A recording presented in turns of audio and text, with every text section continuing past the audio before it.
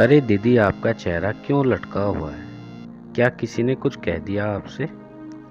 ऊपर की मंजिल पर रहने वाली मालती अपनी जेठानी मोनिका का उदास चेहरा देखकर बोली। तो मोनिका दुखी स्वर में मेज पर रखा दूध का गिलास दिखाते उससे बोली, देखना कैसा पानी सा दूध दिया है बहू ने। कितनी बार मना किया है कि बहू मेरे दूध पानी मत मिलाया कर, परंतु वह मेरे से इतना जल्दी है कि खुद तो निगड़ू दूध पीती है।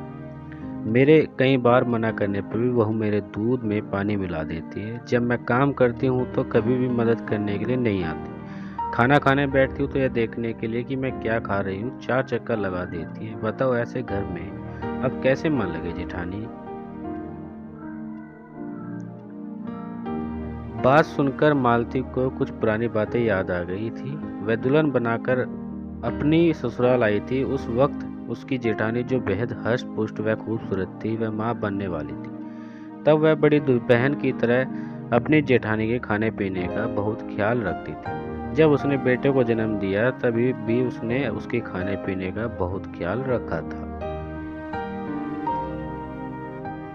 उसे सुबह शाम लोटा भर के दूध देती थी और खाने में उसका मनपसंद खाना बनाकर देती थी, जिसके कारण उसकी जेठानी और बेटा दोनों बेहद तंदुरुस्त और खूबसूरत हो गए थे। उसके सास ससुर भी जेठानी और उसके बच्चे के खाने पीने का बहुत ख्याल रखते थे।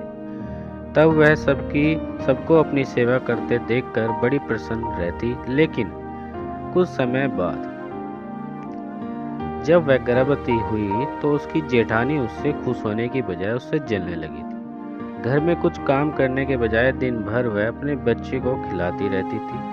मालती बनाने के बाद जब खाना खाने बैठती तो वह क्या खाना खा रही है और कितना खा रही है, यह देखने के लिए वह रसोई में कई चक्कर लगा देती थी। कभी कभी तो वह उसकी रोटियां भी गिनकर उसकी सास को बता देती थी। जब कभी जेठानी का सास से झगड़ा होता तब उसकी सास उसे सब बता देती।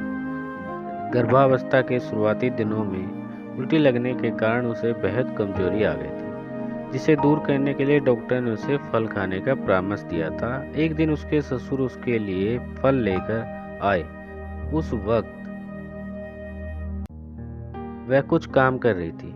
उसने यह सोचकर कि काम खत्म करने के बाद फल खा लूंगी, उसने फलों को अपने कमरे में रख दिया था। काम खत्म करके जब वह कमरे में गई तो हमारे कमरे में फल ही नहीं थे। उसकी जेठानी फल उठाकर अपने कमरे में ले गई थी और वहीं बैठकर सारे फल खा गई थी। जब उसके सास ससुर पति और जेठ को इस घटना का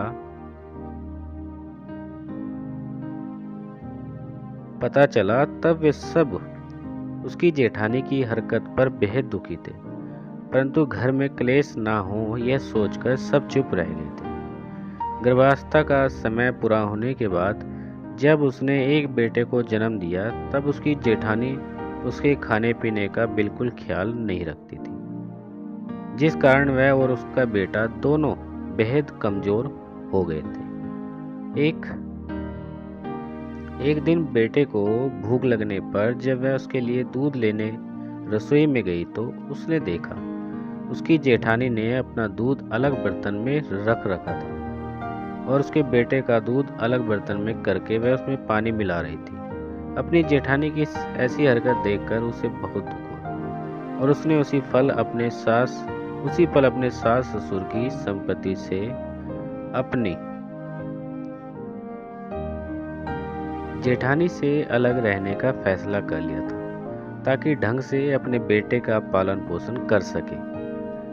अरे मेरी बात सुनकर तू क्या सोचने लगी? मोनिका की आवाज मालती के कानों में पड़ी तो उसकी दंदरा भंग हो गई थी। वह मुस्कुराते हुए बोली, दीदी, अपने कर्मों के फल को तो खुद ही भुगतने पड़ते हैं। आपने जो मेरे साथ किया था वही आपकी बहू आपके साथ कर रही है। कितना बुरा लगता है न जब किसी के साथ अच्छा करने पर भी वह हमारे साथ ऐसा करता है। तो काश आप उस वक्त यह बात समझ पाती तो आज आपको यह दिन ना देखना पड़ता। मालती की बात सुनकर शर्मिंदगी के कारण मोनिका कुछ बोलने की बजाय नीची नजर करके इधर उधर देखने लगी थी।